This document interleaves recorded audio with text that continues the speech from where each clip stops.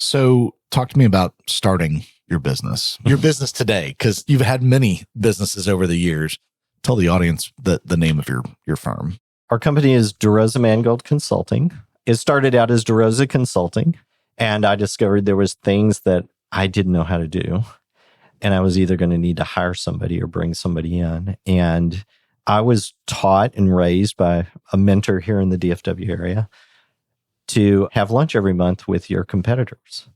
So he had his own CPA firm, but previously worked for a BDO firm in Austin. I think it was BDO. And we were always trying to hire each other. Well, he wasn't going to work for anybody, and I wasn't going to go to work for anybody. So we became partners. He could do the installations of the software on the servers and do some of the things that I couldn't do. He ended up teaching me to do things like imports and data manipulation and things like that. That's where Thomas Mangold, my partner, came from. And I've always stayed on in my company in the software side. And there was a time he asked me to come into public accounting, but I was like, no. I was like, I kind of found my home. This is where I want to stay. I really don't want to get back into all the other things that public accountants do. I'm happy for the accounting profession to take care of that. So, but how I got started was I'd left public accounting. I'd become a director of finance for a large nonprofit. And I got kind of bored. I remember a friend of mine telling me I was upset at some little inter-office political thing. And I was complaining about it. And I was complaining on the phone to a friend about it. And he said, your problem, Mike, is you retired too early. What did he mean by that? Well, I was bored. I had taken them from a month and a half to do their close, which just do the math. That's not sustainable. Right. To 3 business days. I treated it like an audit. It was a mini audit. And I was just signing off. And I was just making sure all the boxes were checked. They were having me do some special projects. So I did some video conferencing work, helped us get, the first digital lines into Waco so we could do video conferencing over it. I was always attracted by what my reseller did, the gentleman who sold us what was then Mass 90. He had invited me to dinner, met him for dinner, and he offered me a job as a salesperson. And I couldn't imagine an accountant being a salesperson. I don't know why I couldn't imagine that, because when I was in public accounting, I kind of sold audits. I would go around and sign up counties and cities and school districts for us to do their audits throughout the state. But I couldn't imagine it. To me, it was a stretch.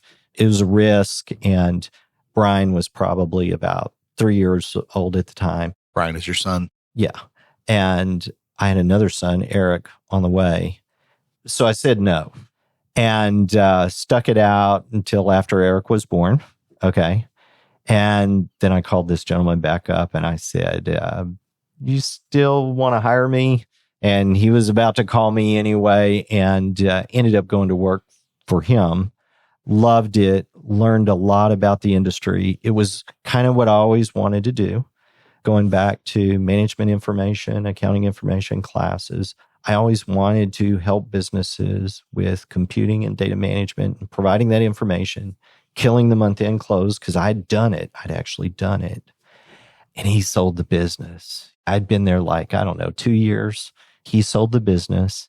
How old were you at this point? That's a good question. That's Late a really 20s, good question. Early 30s? At this point, when he sold the business, I would have probably been about 34, 35. The new owners, great guy, but he was like, who's this guy in Waco driving to Austin where we only have one other employee, and everybody else is in Dallas? What's that all about? They kind of didn't understand me and my position, wanted everybody in Dallas. And kind of while that was going on, I was like, I've always wanted to have my own business. Maybe now is the time to give it a try. And so, it was just after my 36th birthday, I think. It was July of 1999. Probably the worst time at all to get into accounting software. bust is looming and 9/11's right around the corner. 9/11 was around the corner, but everybody was saying everybody's already bought the software that they're going to buy. My last day, I closed a deal for my employer. At my exit interview, I handed my boss a $70,000 check from a customer that I signed on for them. Next day, I showed up at an executive suite with a folding table, $100 Office Depot secretary chair, and a phone. You were in business. 0 customers, 0 leads, dialing for dollars. I closed my first deal in like 90 days. I told my wife I was going to do it. It's probably not going to work out. I'll probably be looking for a job in a year, but I was pretty confident I could find something in public accounting or way to sell it to your wife. Well, what was that conversation like? I remember the conversation with my wife when I told her what I was wanting to do. How did that go with your wife? It was identical to the conversation we had when I said I wanted to learn how to fly, which I did on my 30th birthday. Her question was, I just have one question. I said, okay, what's your question? Will I be able to buy groceries? And I said, yes, you'll be able to buy groceries. So with the flying, I got a life insurance policy. And with the business, we had saved up enough money. I financed the equipment aspect and the marketing cost, not my salary. And I drew from savings every 2 weeks. So I had a year of net pay saved up, not gross pay, but net pay. And I said, yeah, I'll draw from savings for a year. I told my banker, who's a friend of mine, and by the way, everybody should have a local banker and a friend in the banking industry. But he and I were in an investment club together when I was at the CPA firm. And I said, his name was Joe. And I said, Joe, I want to borrow enough money to buy like a nice Suburban, but there's not going to be a Suburban. And I'll pay you back, over 5 years. There's just not going to be a car. And he said, I can sell that. And I said, okay. He said, I need a business plan. So I came up with a business plan. I need a projection. My goal was to bill $10,000 a month. That was on my original projection. And that was it. And I kind of didn't expect to succeed, but I was going to do it. I was going to do it so I could walk in later and say, okay, guys, I've been an auditor. I've been a tax preparer.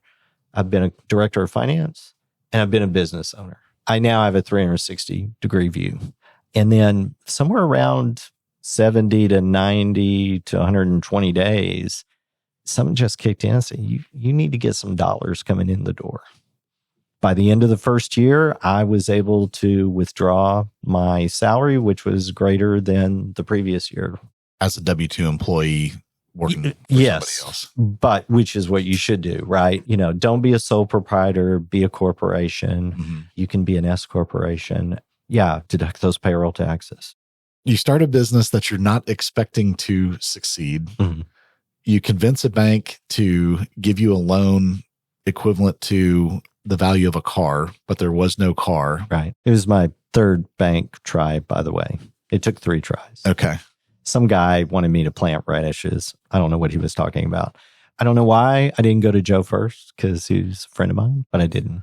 Within a year's time, though, you were at or above what you were making working for somebody else.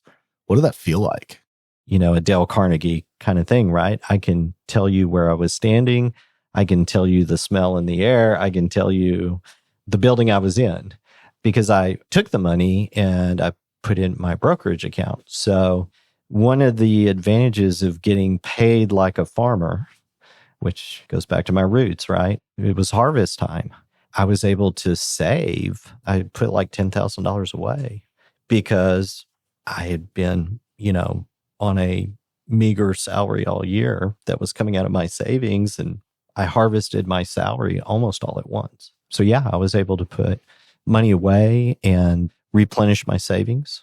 And then probably first, I don't know how many years of business, at least 5, I would start off the year not taking a salary out of the business, just drawing off savings, let the money and the business build up, and then either take a big lump sum or something along that line. Even once I got out of that, I was taking what many would consider a very reduced salary during the year. And I still do that today. I operate on a reduced salary, and I have these harvest bunches where when I know we're okay and we don't need the money and we're making money, I'll take that, and It's actually kind of become my savings plan. So it was like, wow, I did it. And I thought I'd be looking for a job. I remember having those thoughts. I thought I'd be looking for a job right now. I did it. I actually made my salary, and I made a little bit more, and I made it on my own. Really good feeling to be able to do that and not really be encumbered by debt. We paid off our loan probably about 3 years in, and we kind of stayed debt free after that.